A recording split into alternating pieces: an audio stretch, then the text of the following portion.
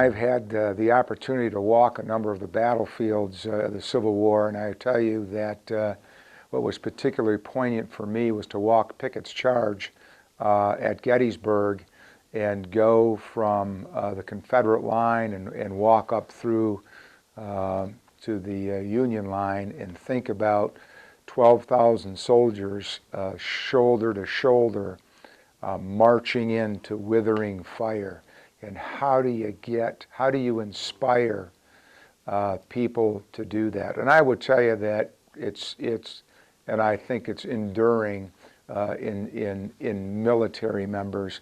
And it's not only love of country, the mom apple pie and the American flag, but it's that sense of fighting for one's freedom, fighting for one's belief, and the individual to the right and to the left of me, those are my battle buddies, and I'm not leaving them. And there is that affinity, and I would tell you it's fascinating as I've had the opportunity to visit our wounded warriors, particularly going in and out of Germany. I'll always go into Longstuhl, which is kind of the collection point for all U.S. Injured military as they came out of Iraq or Afghanistan. And one common theme as I would visit our military members, didn't matter if it was Marines, Army, Navy, whoever it was, one common theme was if I asked them, is there something I can do for you? It would be, yes, sir, can you get me back to my unit? And it's pretty powerful when they're missing a limb and to make that kind of a request. It just gets you, right here. A tremendous amount of responsibility, a lot of decisions, critical decisions that are made that impact people's lives, whether it's in combat or not in combat.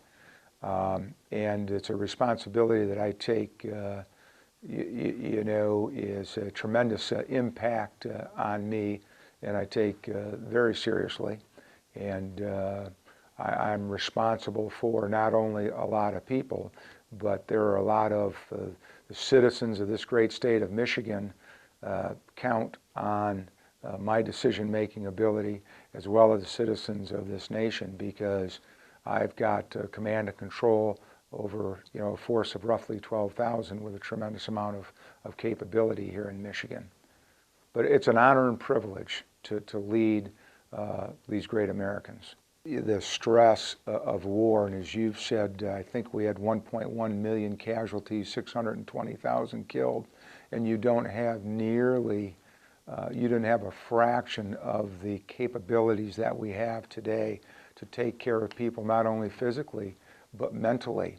And to think that you go from a war and you're just released and you go home and you're on your own, and dealing with, and they would have had post-traumatic stress disorder. I can't believe that they did not. Living with and the horror of war, particularly the bloodiest conflict in this nation. So, it is. It would have been I think it had to be very difficult. And of course, seeing that, and particularly when you asked about our home, specifically the Grand Rapids home, and interesting, I think there were about 93,000 Michigan soldiers that served during the Civil War. And I think the primary driver to the Grand Rapids home was the awareness of the community of veterans that were suffering, the homeless, the sick, and that they saw there was a need, these people had served, and that, we need to step up to the plate and take care of these folks. I would tell you, obviously, it is a different experience than what the soldiers and the military members had at the Civil War, and I would tell you in the course of over the last 11 years of war, I would tell you that it has got exponentially better in terms of understanding what the needs are of our returning veterans and ensuring that we're providing those things that they need, everything from the physical side to the mental health side. But you're dealing with the prolonged deployment, coming back and just readjusting to being with a family. And that's irrespective of how much, hard combat you've seen.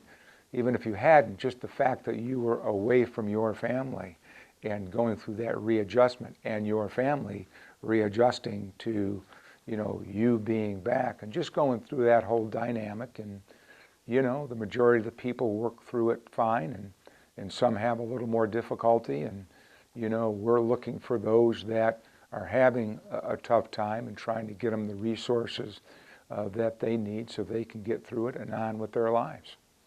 Yeah, I think that when you join the United States military, you're signing up for the Army values, our core values, and they directly tie to good citizenship. And the fact that you make that commitment, and particularly I look at the selfless service aspect of it, that you're doing something for a purpose greater than oneself. And in my estimation, I've been doing this for 42 years and served in a lot of different organizations in the civilian world on the corporate side and working with government. There is no, in my opinion, a better profession or organization than that of the United States military in serving one's country.